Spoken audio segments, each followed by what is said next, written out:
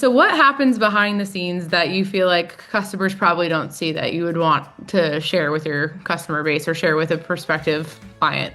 I think the brainstorming, that would probably be number one. And basically, we have, our daily scrums, for example. I think the revolving connection that is not lost. Like, for example, just because, I'm more a part of the daily, the in and out as the CEO now, that doesn't mean that I don't talk to Asif and Z every single day unless like either one of us is, out of town or something like that. There's still intimate connectivity.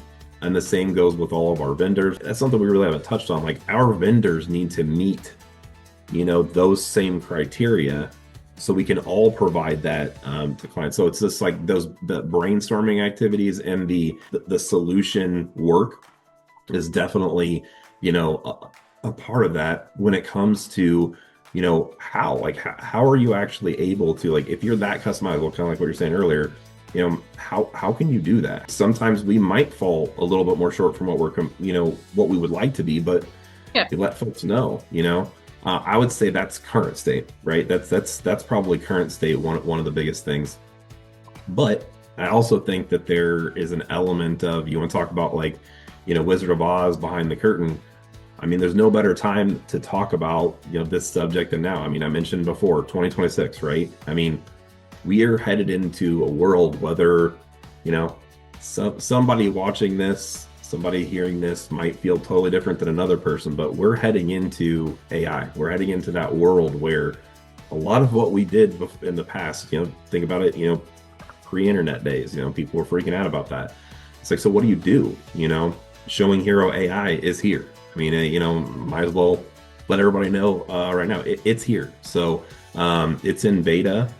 That is behind closed doors, inevitably, but that it's we're progressing it to be available where it's not just a walkthrough experience anymore.